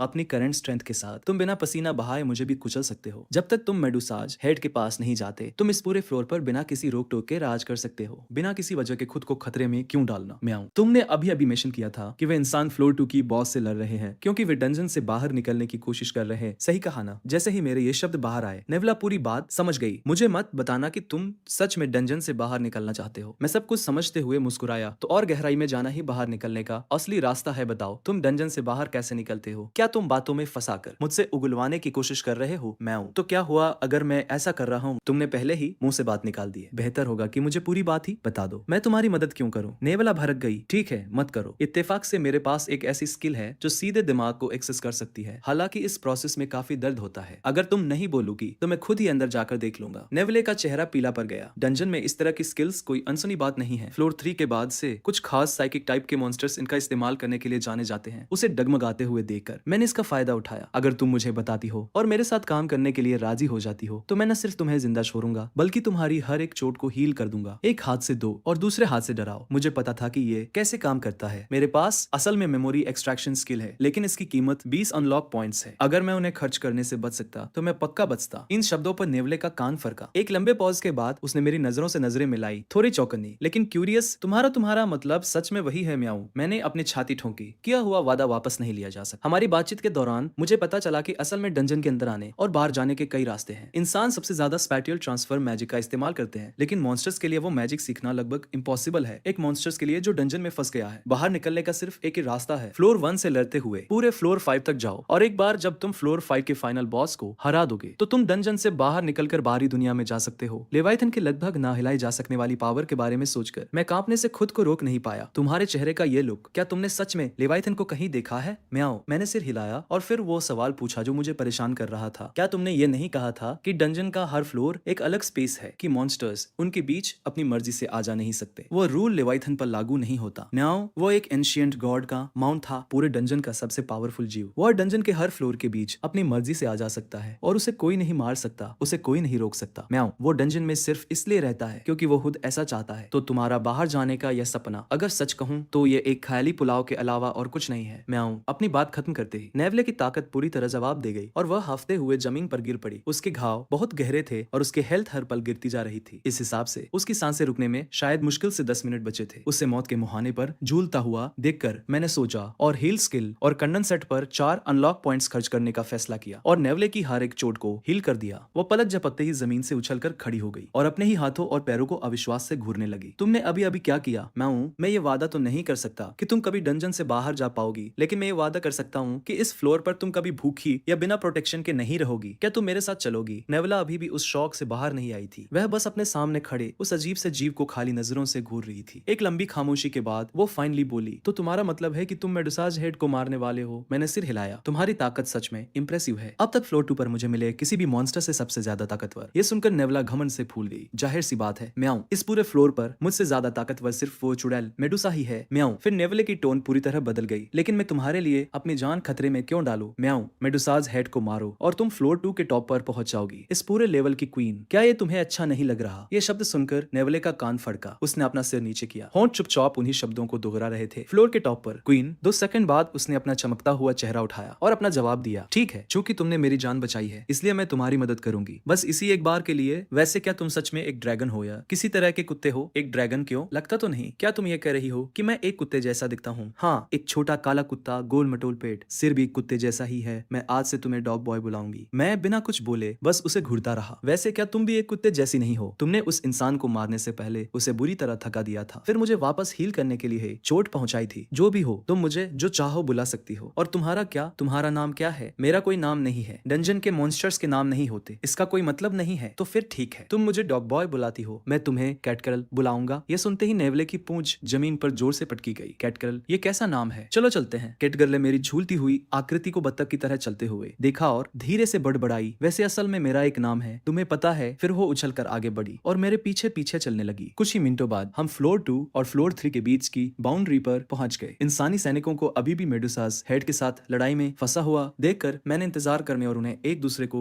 थकाने देने का फैसला किया ताकि मैं आसानी से शिकार कर सकूं। जब से मैं डंजन में आया था मैंने नोटिस किया था कि यहाँ के मॉन्स्टर्स को लेवल अप होने या स्किल्स का कोई कॉन्सेप्ट ही नहीं पता था। उनके लिए लेवल अप होना बस जिंदा रहने का एक बाय प्रोडक्ट नतीजा है। स्किल्स जिंदा रहने के औजारों के अलावा और कुछ नहीं है और मारना सिर्फ पेट भरने का एक जरिया है। इसलिए नेवले जैसे म्यूटेंट ब्रीड्स अलग प्रजातियों को छोड़कर ज्यादातर बीस्ट एक सिंपल रूल फॉलो करते हैं। वे जितना ज्यादा जीते हैं उनका लेवल उतना ही ज्यादा होता है। मेडुसाज हेड सेकंड फ्लोर की बॉस कम से कम 500 सालों से जिंदा है। उसमें हिलने डुलने की कोई एबिलिटी नहीं है, फिर भी वह एक फिक्स्ड स्थिर तोप की तरह अपनी जगह पर डटी हुई है। उस कॉरिडोर को गार्ड कर रही है जो सेकंड फ्लोर को थर्ड फ्लोर से जोड़ता है। कोई भी इंसान जो सेकंड फ्लोर को जीतने की कोशिश कर रहा हो और कोई भी बीस्ट जो हायर लेवल्स की तरफ बढ़ना चाहता हो उसे उस कॉरिडोर से गुजरना ही होगा। इसलिए जब तक वह इस पोजीशन पर है शिकार की एक कभी ना खत्म होने वाली लाइन खुद ही उसके पास आती रहती है। उन इंसानों को एक के बाद एक बिना किसी डर के मेडुसाज हेड पर हमला करते हुए देखना और फिर एक एक करके बहुत बुरी मौत मरते हुए देखना। नंबर्स के हिसाब से शुरू में ये कम से कम 200 लोगों की एक रेडिंग पार्टी हमला करने वाला ग्रुप रही होगी और अब मुश्किल से 1 दर्जन लोग ही जिंदा बचे हैं। इंसान कितने बेवकूफ होते हैं माओ, उन्हें पता है कि वे जीत नहीं सकते फिर भी वे यहाँ मरने के लिए आ जाते हैं। कैटल उन्हें ऐसे देख रही है जैसे कोई कॉमेडी शो एंजॉय कर रही हो। मैं अपने एक्सप्रेशंस एकदम ब्लैंक खाली रखता हूँ। उनकी जान मेरे लिए कोई मायने नहीं रखती। मैं बस ये चाहता हूँ कि वे और जोर लगाएं ताकि मेडुसाज हेड की ज्यादा से ज्यादा हेल्थ कम कर सके। उसके स्टैट्स सच में डरावने हैं। उसका पूरी ताकत के साथ सामना करना सुसाइड आत्महत्या करने जैसा होगा। इंसानों की वेव टैक्टिक्स लहरों की तरह हमला करने की तकनीकें फेल हो गई है लेकिन मेडुसाज हेड को सच में काफी डैमेज हुआ है। आने वाले काफी लंबे टाइम तक वो फिर से इतनी कमजोर नहीं होगी और मेरा यहाँ मौजूद हर एक इंसान को मरने देने का कोई इरादा नहीं है। जो लोग जिंदा बचे हैं वे अभी भी मेरे काम आ सकते हैं। अब तक सिर्फ 9 इंसान बचे हैं। मैं सोचने के लिए हर एक सेकंड का यूज करता हूँ। हर पॉसिबल स्ट्रेटेजी संभव रणनीति को पूरी स्पीड से अपने दिमाग में दोहराता हूँ। मेडुसाज हेड का परसेप्शन महसूस करने का स्टैट 8000 है। सरप्राइज अटैक का तो सवाल ही नहीं उठता लेकिन सीधे सीधे सामना करना यहाँ तक कि उसकी अभी की कमजोर हालत में भी जीतने का कोई चांस नहीं देता। आखिर में मैं अपने सारे अनलॉक पॉइंट्स कॉमेट स्ट्राइक में डालने का फैसला करता हूँ और फिर उसकी हेल्थ बार को चीरने के लिए अपना सबसे भयानक वार करूंगा। उसके बाद मैं उसे एक लंबी और थका देने वाली लड़ाई में हराऊंगा। बस यही जीतने का इकलौता रास्ता है। मैं अपना हर एक अवेलेबल अनलॉक पॉइंट लगा देता हूँ। यह आर या पार की लड़ाई है, उस युवा नाइट के साथ मेरी लड़ाई। और उसके बाद मैंने जो कुछ भी देखा है उससे मुझे पता है कि ये इंसान मौत के डर के बिना लड़ते हैं। जब उनके पास कोई रास्ता नहीं बचेगा तो वे एक आखिरी सुसाइडल चार्ज आत्मघाती हमला करेंगे। जैसे ही मैं सोचना खत्म करता हूँ जिंदा बचे 9 इंसान एक दूसरे को खींचकर अपने पैरों पर खड़ा करते हैं और एक साथ दहाड़ते हैं। लाल रोशनी की 9 लकीरें उस खाली गुफा में भर जाती है और अंधेरे को चकाचौंध कर देने वाली दोपहर में बदल देती है। मुझे दिख गया है, मेरा टाइम आ गया है। मैं कैटगल के साथ एक नजर मिलाता हूँ फिर आगे की तरफ छलांग लगाता हूँ। परछाइयों में छिपते हुए मैं धीरे धीरे मेडुसाज हेड की डिटेक्शन रेंज पकड़ में आने की सीमा के एकदम किनारे तक पहुंच जाता हूँ। बैटलफील्ड पर इंसान एक के बाद एक गिरते जा रहे और अब सिर्फ 3 बचे हैं जिनमें से एक अपने शरीर से दूसरों को बचा रहा है। आखिरी 2 इंसान फाइनली मेडुसाज हेड तक पहुंच जाते हैं, हवा में छलांग लगाते हैं और एक भाला और एक ब्लेड सीधे उसके निचले जबड़े में घोंप देते हैं। मेडुसाज हेड एक पागलों जैसी चीख निकालती है क्योंकि उसका फिजिकल डिफेंस 0 हो चुका है। 2 कमजोर इंसानों का वो हमला एक ही वार में उसकी 1000 से ज्यादा हेल्थ खत्म कर देता है। ठीक उसी पल कैटगल अपने बीस्ट फॉर्म में उस मौके का फायदा उठाती है और रोशनी की एक सिल्वर लकीर की तरह मेडुसाज हेड की तरफ तेजी से बढ़ती है। लेकिन मेडुसाज हेड के 8000 से भी ज्यादा परसेप्शन के सामने वो अभी भी बहुत स्लो है। लगभग आधे सांपों के सिर एक पल में उसकी तरफ मुड़ जाते हैं जैसे उन्हें पहले से ही पता था कि वो आ रही है। तो हमेशा पीछे रहने वाली ये बीस्ट सोचती है कि वह झपट्टा मारकर इनाम चुरा लेगी। परफेक्ट, मैं काफी टाइम से तुम्हें खाना चाहती थी। उस पल मेडुसाज हेड यही सोच रही थी लेकिन जिस चीज की उसे उम्मीद नहीं थी वो इंसानों और कैटगल के अलावा एक तीसरी प्रेजेंस मौजूदगी थी। वीक पॉइंट ब्रेक एक्टिवेट होने के साथ मेडुसाज हेड की पूरी बॉडी पर कई चमकते हुए लाल स्पॉट्स दिखाई देने लगे। वे उसके फिजिकल वीक पॉइंट्स हैं। उनमें से किसी पर भी एक डायरेक्ट हिट का मतलब है मैक्सिमम डैमेज। मैं काफी टाइम से चार्ज कर रहा था। मैं फोकस करता हूँ, एक कदम आगे बढ़ाता हूँ और जमीन फट पड़ती है। मेरे चारों तरफ चट्टान के टुकड़े आसमान की तरफ उड़ते हैं। मेरी पूरी बॉडी एक तोप के गोले में बदल जाती है। मेरे रास्ते में आने वाले पत्थर के हर एक खंबे को पिघलाकर मैग्मा की नदियों में बदल देती है। लेवल 5 पर कॉमेट स्ट्राइक सारे एट्रीब्यूट्स खूबियों को उनकी वैल्यू के 4 गुना स्किल पावर में बदल देती है। एक फुल चार्ज कॉमेट स्ट्राइक सोच से भी परे पावर छोड़ती है। वह झुलसा देने वाली गर्मी और कुचल देने वाली ताकत उन सांपों को उसी जगह पलक झपकते ही चकनाचूर कर देती है। एक भयानक धमाका होता है और मेडुसाज हेड एक अजीब सी चीख निकालती है जो एक साथ चिल्लाती हुई 1000 आवाजों जैसी लगती है। वह वार उसकी खोपड़ी के पिछले हिस्से में एक गड्ढा कर देता है और वह विशाल शरीर जो 400 सालों में एक कदम भी नहीं हिला था हवा में 100 मीटर से ज्यादा दूर उड़कर एक चट्टान की दीवार में गहराई तक जा घुसता है। मेरे पास हील करने का कोई टाइम नहीं है। मैं दूर धूल के बादलों में मुश्किल से दिखाई दे रही मेडुसाज हेड पर अपनी नजरें गड़ा देता हूँ और जब मैं पैनल पर लाल 0 हेल्थ देखता हूँ तभी मैं फाइनली राहत की सांस लेता हूँ। जिंदा बचे हुए दोनों इंसान अविश्वास से घूरते हुए सुन्न खड़े हैं। उन्हें यकीन नहीं हो रहा कि अभी अभी एक बीस्ट में उनकी जान बचाई है। हमने कर दिखाया। सेकंड सेकंड फ्लोर की बॉस मर चुकी है। सही कहा केंग, ऐसा लग रहा है कि दो बीस्ट ने एक दूसरे को चीर कर रख दिया और हम जिंदा बच निकले। चौड़े जबड़े वाला वो उम्रदराज नाइट अपनी खुशी रोक नहीं पा रहा, तो अब हम क्या करें? जैंग जो छोटा नाइट है पूछता है। लू नाम का नाइट जोर से निकलता है और उसकी आंखों की वह खुशी धीरे धीरे खून की प्यास में बदल जाती है। चाहे जो हो जाए, एक बीस्ट ही होता है। ये ड्रैगन टाइप का बीस्ट छोटा है, लेकिन मैं उसके कोर से निकल रहे प्रेशर को महसूस कर सकता हूँ। अगर इसे बढ़ने दिया गया तो यह पूरी इंसानियत के लिए एक खतरा बन जाएगा। ये कहते हुए लुओ जमीन से एक टूटी हुई तलवार उठाता है और लंगड़ाते हुए उस कमजोर कैंडल ड्रैगन की तरफ बढ़ता है। हम कभी इस नर्क से जिंदा बाहर नहीं जा पाएंगे, लेकिन मेडुसाज हेड और इस ड्रैगन दोनों को मारना यह उन लोगों के लिए सबसे बड़ा तोहफा होगा जो हमारे बाद आएंगे। जैंग एक पल के लिए हिचकिचाता है, लेकिन फिर भी वही जमीन से एक हथियार उठा लेता है। मैं उनकी हर एक बात सुनता हूँ। जिस थाली में खाते हैं उसी में छेद करते हैं। इन इंसानों पर इस कहावत से बेहतर और कुछ सूट नहीं करता, लेकिन मुझे इससे कोई फर्क नहीं पड़ता क्योंकि यह हमेशा से मेरे प्लान का हिस्सा था। कॉमेट स्ट्राइक ने मेरे स्टेमिना की आखिरी बूंद तक निचोड़ ली थी। इस हालत में रिकॉर्ड ठीक होने का सबसे फास्ट तरीका लेवल अप होना है। इंसान कमजोर होते हैं लेकिन एक्सपीरियंस पॉइंट से भरे होते हैं। वैसे भी मैं रिकवर होने के लिए उन्हें मारने ही वाला था। अगर उन्होंने थैंक्स बोला होता तो मेरी इंसानियत की वजह से शायद मैं ऑकवर्ड अजीब फील करता। उनका ये धोखा मेरे लिए इससे बेहतर और कुछ नहीं हो सकता था। लेकिन जैसे ही वे दोनों नाइट्स हमला करने के लिए आगे बढ़ते हैं और मैं काउंटर जवाबी हमला करने के लिए तैयार हूँ। जिस चट्टान की दीवार में मेडुसाज हेड अभी कुछ पलों पहले टकराई थी, वहां से एक कान फाड़ देने वाला धमाका होता है। वो बाहर की तरफ फटती है और एक बहुत बड़ा सांप लोगों को बीच से दो टुकड़ों में काट देता है। मैं उस सांप को तुरंत पहचान लेता हूँ। ये मेडुसाज हेड के सांप वाले बालों में से एक है और उसी पल मुझे सब समझ आ जाता है। इसीलिए मेडुसाज हेड को मारने के बाद भी मेरे एक्सपीरियंस पॉइंट्स बिल्कुल ऊपर नहीं गए। हर तरफ से सांपों की फूफकार करीब आने लगती है। इस डंजन में मैंने जो सर्वाइवल इंस्टिंक्ट्स बनाए हैं वे तुरंत एक्टिव हो जाते हैं। एक ड्रैगन का पंजा सीधे सीने के आर पार हो जाता है। लेवल अप पूरा हुआ। मेरी हालत एक ही पल में वापस एकदम पीक पर आ जाती है। ये क्या हो रहा है? म्याऊं, क्या मेडुसाज हेड पहले ही नहीं मर गई थी? ये सांप अभी भी जिंदा कैसे है? मेरे सिर में एक सिहरन सी दौड़ जाती है। मुझे अभी अभी कुछ समझ आया है। हमारे साथ खेल खेला गया है। वह इंसानी सिर का आकार सिर्फ एक धोखा था। असली शरीर वे सैकड़ों सर्पेंट डेमन्स हैं जिनसे उसके बाल बने हैं। वो खोपड़ी तो बस एक हब है, कनेक्शन और रिजनरेशन का एक नोड। अभी सैकड़ों सर्पेंट डेमन्स दो ग्रुप्स में बन जाते हैं। आधे मेरी तरफ आते हैं, आधे कैटगरल के पीछे जाते हैं। वे इतने सारे हैं कि हर पल हर एंगल से हमला कर रहे हैं। और सबसे बुरी बात, वे सभी सैकड़ों सर्पेंट डेमन्स एक ही जीव माने जाते हैं। उनमें से मुट्ठी भर को मारने से कोई फर्क नहीं पड़ता, लेकिन एक रास्ता है। मैं आराम से एक सर्पेंट डेमन को फाड़ कर टुकड़े टुकड़े कर देता हूँ। फिर कैटगर की तरफ देखता हूँ। अपनी फुर्ती के फायदे के बावजूद वो सिर्फ 5 या 6 को ही काट पाई है। मुझे पता है कि अगर ऐसा ही चलता रहा तो हम लड़ते लड़ते खत्म हो जाएंगे। मैं कैटगर्ल को अपनी आंखों से करीब आने का इशारा करता हूँ। इस रूप में मेडुसाज हेड की कॉम्बैट पावर बहुत ज्यादा ऊपर चली गई है, लेकिन उस खोपड़ी वाले कनेक्टर के बिना उसने अपना रीजनरेशन और मैजिक रेजिस्टेंस भी खो दिया है। सारे सर्पेंट डेमन्स का सफाया करने के लिए एक wide range area take. Medusa's head को हमेशा के लिए मारने के लिए बस इतना ही काफी है। और इत्तेफाक से मेरे पास बिल्कुल वही स्किल है, वाइड ड्रैगन ब्रेथ। ये सबसे पावरफुल ऑफेंसिव स्किल है जिसके साथ हर ड्रैगन पैदा होता है जो अपने आसपास की हर चीज को भारी एरिया डैमेज देती है। कॉमेट स्ट्राइक के साथ मिलकर ये सारे पर्सनल स्टैट्स, हेल्थ और माना को रॉ अटैक पावर में बदल देती है। इसका नुकसान यह है कि इसे यूज करने के बाद मैं मौत के कगार पर पहुंच जाता हूँ। जब तक कि कोई और रास्ता न बचे मैं कभी भी इस मूव का इस्तेमाल नहीं करूंगा। कैटगर्ल अब मेरे पास है। जैसे ही वो मुझ तक पहुंचती है मैं उसे ड्रैगन के पंजे से थप्पड़ मारकर दूर कर देता हूँ, जबकि मेरे चारों तरफ 200 से ज्यादा सर्पेंट डेमन्स हर तरफ से करीब आ रहे हैं। मैं अपने पैर जमाता हूँ, एकदम रुक जाता हूँ और अपना जबरा पूरा खोलता हूँ। एक ही पल में गुफा के हर कोने में नीली लपटें फूट पड़ती है। 200 से ज्यादा सर्पेंट डेमन्स को रिएक्ट करने का मौका भी नहीं मिलता। वे उस धधकती हुई गर्मी में पूरी तरह निगल ले जाते हैं, लेकिन उन सांपों को जलकर राख होते हुए देखकर मुझे बिल्कुल भी राहत महसूस नहीं होती, क्योंकि जब वो हीट वेव फाइनली खत्म होती है तो मुझे अभी भी मेडुसा की मौत से कोई एक्सपीरियंस नहीं मिलता। जैसे ही मैं ज्यादा होती हुई सावधानी के साथ अपने आसपास स्कैन करता हूँ, एक सुनहरा सर्पेंट डेमन चट्टानी फर्श से फूटकर बाहर आता है। उसके जबड़े खुले हुए हैं और वो सीधे मेरे माथे के बीचों बीच निशाना लगा रहा है। वो इतनी तेजी से मूव करता है कि मुझे मुश्किल से उसकी बस एक परछाई ही दिख पाती है। मेरी अभी की हालत में एक डायरेक्ट हिट का मतलब सीधे मौत होगा, लेकिन एकदम आखिरी सेकंड में कैटगर जो चट्टानों के पीछे थी अचानक खुद को आगे फेंकती है और अपनी बॉडी से मुझे कवर कर लेती है। हड्डी टूटने की एक भयानक आवाज आती है जब वो सुनहरा सांप कैटगर्ल के हाथ को जोर से जकड़ लेता है, जिससे उसके पहले से ही बहुत कम हेल्थ पॉइंट सिंगल डिजिट्स में आ जाते हैं। दर्द को बर्दाश्त करते हुए कैटगर्ल अपनी बची खुची पूरी ताकत लगाकर उस सांप को 3-4 टुकड़ों में फाड़ देती है और उन्हें हवा में उड़ा देती है। मैं देखने के लिए ट्रुथ एक्टिवेट करता हूँ और ये जानकर शौक रह जाता हूँ कि यह मेडुसाज हेड का कोर बीस्ट था। इससे भी ज्यादा यकीन न करने वाली बात यह थी कि मुझे इस बेवकूफ सी बिल्ली ने बचाया था। मैं उसकी टूटे हुए हाथ को घूरता हूँ। सच में बहुत कंफ्यूज हूँ। तुमने मुझे क्यों बचाया? किसी भी लॉजिक से सबसे सही मूव यह होता कि तुम कोर बीस्ट को मुझे मारने देती और फिर खुद उस कोर बीस्ट को खत्म कर देती। कैटगर्ल का चेहरा पीला पड़ गया है, लेकिन वह जबरदस्ती स्माइल करती है। क्या हमारी डील नहीं हुई थी? मैं हम इस चीज को एक साथ मारने वाले थे। मैं 2nd फ्लोर की बॉस बनूंगी, तुम 3rd फ्लोर पर चले जाओगे। और सबसे बड़ी बात, तुमने पहले मुझे बचाया था। ऐसा हो ही नहीं सकता कि कि मैं तुम्हें मरने दूं। म्याऊं। उसकी ये मासूम बातें मुझे हंसी के करीब कुछ फील कराती हैं, इंसानों और उनके उस ठंडे धोखे के बारे में वापस सोचते हुए। ऐसा लगता है कि इंसानों के सबसे ऊपर होने के मेरे उस पुराने भरोसे के बारे में मुझे सीरियसली दोबारा सोचना पड़ेगा। मैं चलकर मेडुसाज हेड के बचे हुए हिस्से के पास जाता हूँ, उसकी खोपड़ी को अपने पैर के नीचे कुचलता हूँ, टुकड़ों को उठाता हूँ, उन्हें अपने मुंह में डालता हूँ, 2 बार चबाता हूँ और निकल जाता हूँ। नोटिफिकेशन, मेन क्वेस्ट 50% पूरा हुआ, अनलॉक पॉइंट्स मिल गए, करेंट लेवल 20 तक पहुंच गया, एवोल्यूशन कंडीशंस पूरी हो गई है। कंप्लीशन की आवाज सुनने के बाद ही मैं फाइनली अपनी टेंशन छोड़ता हूँ और जमीन पर गिर पड़ता हूँ और जोर जोर से हांफते हुए लंबी सांसें लेता हूँ।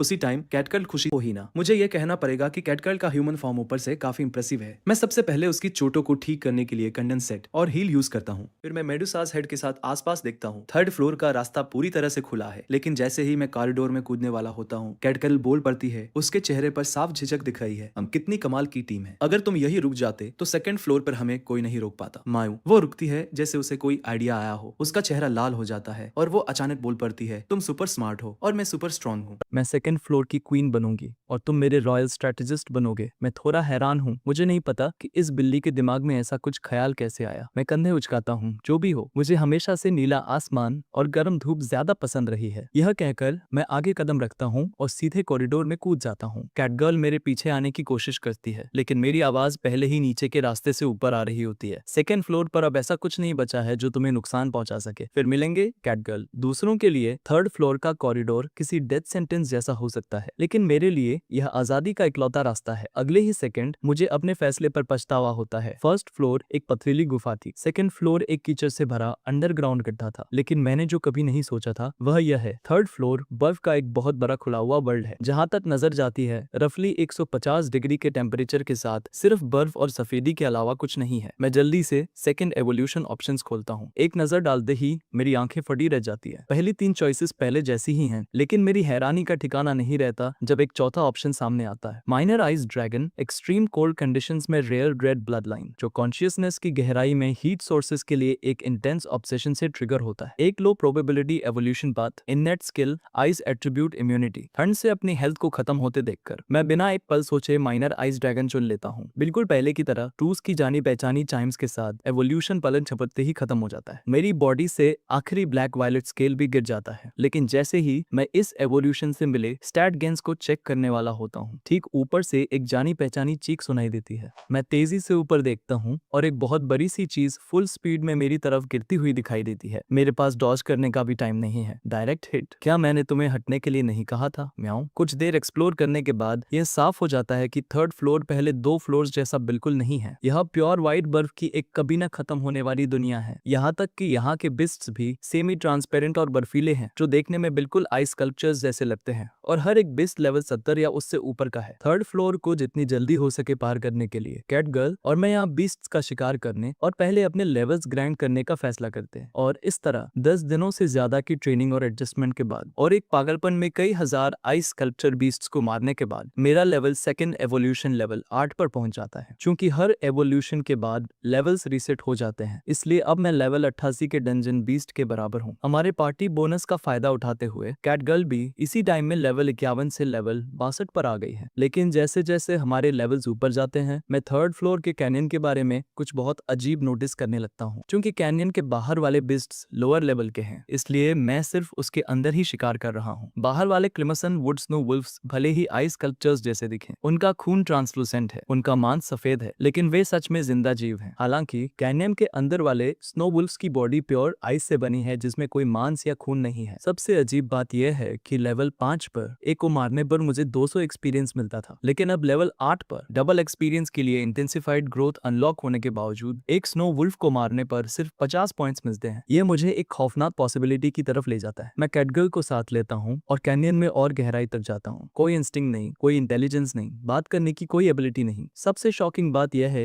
कि कैनियन के अंदर गहराई में मुझे एक इंसान मिलता है जिसकी पूरी बॉडी बर्फ की बनी है। यह मेरे शक को और भी पक्का कर देता है, और चूंकि कैनियन के बिस्ट में कोई भी कमजोर बिस्ट नहीं है जो पीछे छूट गया हो। इसलिए इन सब के पीछे जो जीव है वो ओवरवेलमिंगली पावरफुल होना चाहिए, जो लगभग पक्के तौर पर थर्ड फ्लोर का बॉस आइस फिनिक्स है। कैट गर्ल और मैं पूरे 3 दिनों तक आगे चलते हैं। समंड पपेट्स को लगातार मारने से मैं सेकंड एवोल्यूशन लेवल 11 पर पहुंच जाता हूं, जबकि कैट गर्ल लेवल 75 पर आ जाती है। लेकिन लेवल अप होने से तुम्हारी बॉडी रिस्टोर होती है, दिमाग नहीं। कैट गर्ल जिसने मुश्किल से ही आराम किया है हर कदम पर लड़खड़ा रही है, मेरी तो बस हो गई। म्याऊं, क्या हम प्लीज थोड़ा ब्रेक ले सकते हैं? थर्ड फ्लोर का बॉस बस आने ही वाला है, उसे मारने के बाद आराम करेंगे। अगर तुम थक गई हो तो तुम यहाँ रुक सकती हो, तुम्हारी स्पीड के हिसाब से तुम 1 घंटे के अंदर मुझ तक पहुंच जाओगी। यह सुनकर कैट गर्ल मुंह बनाती है। वह साफ तौर पर मुझे अकेला नहीं छोड़ सकती, इसलिए वह दांत पीसती है और आगे चलती रहती है। डॉग बॉय, तुम कुछ दिनों से थोड़ा अजीब बिहेव कर रहे हो। म्याऊं, तुम बॉस को मारने पर इतना क्यों तुले हुए हो? क्योंकि मैं जल्दी लेवल अप होना चाहता हूँ। लेवाइथन को मारकर इस नर्क से बाहर निकलना चाहता हूँ। मेरे रीजन सिंपल हैं, मैं चाहे जो भी बन जाऊं, अंदर से मैं अभी भी एक इंसान ही हूँ। मुझे एक शांत और पीसफुल लाइफ चाहिए। यह डंजन कभी मेरी जगह नहीं था। कैट गर्ल को देखकर लगता है जैसे वह कुछ कहना चाहती है, तभी आगे जाकर कैनियन एक बहुत बड़े खुले मैदान में बदल जाता है। मेरे कदम रुक जाते हैं। तुम क्यों रुक गए? म्याऊं, क्या तुम्हें थर्ड फ्लोर का बॉस मिल गया? कैट गर्ल भी वहीं देखती है जहां मैं देख रहा हूँ। वहां एक खुले मैदान में एक बहुत बड़ा आइस फिनिक्स बर्फ के एक घोंसले के बीचों बीच बिना हिले बैठा है, जैसे वह शुरू से हमारा ही इंतजार कर रहा हो। Target ice Phoenix, level 176, type player near superior beast, breeding value exceptionally high. यह यकीन करना मुश्किल है कि यह सिर्फ थर्ड फ्लोर का बॉस है, लेकिन सिर्फ नंबर्स अपने आप में कोई मायने नहीं रखते। यही तय करते हैं कि कौन जीतता है और कौन मरता है। मैं आगे कदम बढ़ाता हूँ। मेरी हैरानी का ठिकाना नहीं रहता जब आइस फिनिक्स पहले बोलती है, तुम मेरी शांति भंग करने क्यों आए हो? चूंकि वो बात करने के लिए तैयार है, मैं भी जवाब देता हूँ। 4th फ्लोर का रास्ता तुम्हारे घोंसले के ठीक नीचे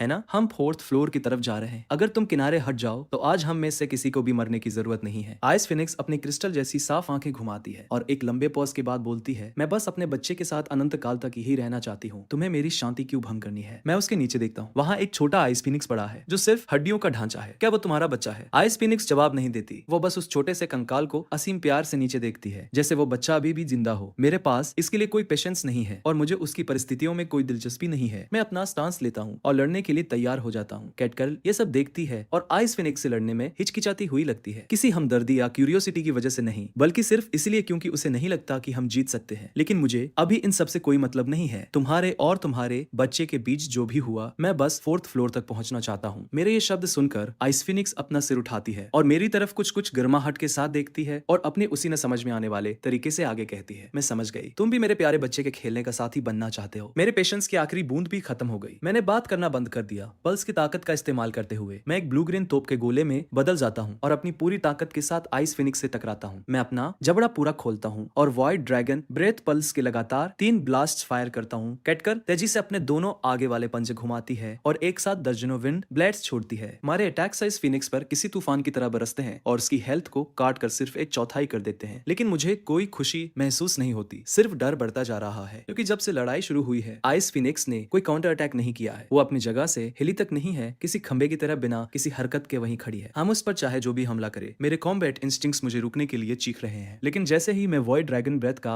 आखिरी ब्लास्ट फायर करने वाला होता हूँ, कैनियन की दीवारों की दरारों से अचानक दर्जनों आइस बीस्ट्स बाहर आने लगते हैं। उसी पल आइस फिनिक्स, जो अब तक किसी पहाड़ की तरह शांत थी, फाइनली हिलती है। वो अपने पंख पर पूरी तरह खोलती है। अंदर आने वाले आइस बीस्ट टूटकर बिखरने लगते हैं, जैसे एक एक टुकड़ा करके पिघल रहे हो और फिर बर्फीले पानी में घुल जाते हैं, जो सीधे आइस फिनिक्स के शरीर में भर जाता है और उसकी लगभग खाली हो चुकी हेल्थ बार को एक ही पल में वापस फुल कर देता है। मेरा दिल बैठ जाता है। लगता है आइस फिनिक्स का खेल खत्म हो गया है। वो एक भयानक एक्सप्लोसिव फोर्स के साथ अपने पंख फड़फड़ाती है और एक ऐसा तूफान लाती है जिसकी कल्पना भी नहीं की जा सकती। मेरी उंगलियों और पैरों के अंगूठों से बर्फ जमनी शुरू हो जाती है और एक ही सांस में मेरा पूरा धड़ बर्फ में जम जाता है। मेरे शरीर से चेतना तेजी से गायब होने लगती है। मेरी उस धुंधलाती हुई हालत में मुझे एक आवाज सुनाई देती है, डॉग बॉय भागो, तुमने गलत अंदाजा लगाया, हम उसके सामने कुछ भी नहीं है। इसके बाद सब कुछ डार्क हो जाता है। जब मुझे होश आता है तो मुझे नहीं पता होता कि कितना टाइम बीत चुका है। मैं अपनी आंखें खोलता हूँ और पाता हूँ कि मैं अब कैनियन में नहीं हूँ। मेरे सामने एक बूढ़े हिरन जैसी कोई चीज है जो गर्म जोशी से मुस्कुरा रही है। तुम जाग गए? उस बर्फीले मैदान में एक भयानक और चीरती हुई चीख तुरंत गूंज उठती है। 1 मिनट बाद मैं जमीन पर पड़ा हूँ। मेरा दिल अभी भी जोर से धड़क रहा है और मैं हवा के लिए हाँफ रहा हूँ। मैं वापस आसमान की तरफ देखता हूँ। मुझे अभी भी यकीन नहीं हो रहा है कि इस इतने बड़े और अजीब से बीस्ट ने मुझे बेहोशी की हालत में खाया नहीं। इतना ही नहीं, उसने मुझे अपने विशाल शरीर से ढक लिया और पूरे 1 दिन और रात तक मेरा खुद से जागने का इंतजार किया। इस डंजन में अच्छे जीव भी हैं। यह उस हर बात को तोड़ देता है जो मुझे लगता था कि मुझे पता है। तो क्या तुमने मुझे बचाया? मैं सावधानी से पूछता हूँ, वह बिना बालों वाला बीस्ट सच में हैरान लगता है। तुम कम्युनिकेट कर सकते हो, तुम्हें पता है, टेलीपैथी भी। मैं थोड़ा ऑकवर्ड तरीके से सिर हिलाता हूँ। क्या मैंने अभी जोर से नहीं बोला? वह गंजा सिर एक तरफ झुक जाता है। मेरी माफी, मैं इतने लंबे समय से जिंदा हूँ कि मेरी याददाश्त थोड़ी कमजोर हो गई है। लेकिन जिसने तुम्हें बचाया वह मैं नहीं था, वह तुम्हारी दोस्त थी। यह सुनकर मैं पलके झपकाता हूँ। वह तुम्हारा नेवला। तुम कैसे भूल सकते हो नेवले को? मुझे याद आता है कि आइस फिनिक्स के उस जमा देने वाले ऑरा ने मेरे पूरे शरीर को बर्फ में जकड़ लिया था। लेकिन ठीक उसी पल कैटगर्ल आगे आई, दौड़कर मेरे पास आई और अपनी आखिरी बची हुई ताकत लगाकर मुझे आइस फिनिक्स के घोंसले से बाहर फेंक दिया और चिल्लाते हुए कहा, डॉग बॉय आओ और मुझे बचाओ। उस बात का पूरा बोझ मुझ पर आ गिरता है। मैं घुटनों के बल गिर जाता हूँ। मेरी छाती में ऐसा लगता है जैसे किसी अनदेखी मुट्ठी ने उसे जकड़ लिया हो और कुचल दिया हो। वो खौफनाक सच और उसके साथ आने वाली वो बेबसी एक लहर की तरह मुझ पर टूट पड़ती है और मुझे अंदर खींच लेती है। अगर मैं थोड़ा सा भी ज्यादा सावधान होता तो ऐसा कुछ नहीं होता। अगर कैटगर्ल नहीं होती तो आइस फिनिक्स के हाथों मरने वाला मैं होता। तुम्हारी उस बिल्ली ने तुम्हें आइस वैली के किनारे पर फेंक दिया था और मैं इत्तेफाक से वहीं से गुजर रहा था। सच कहूं तो तुम्हारे जैसे कैलिबर का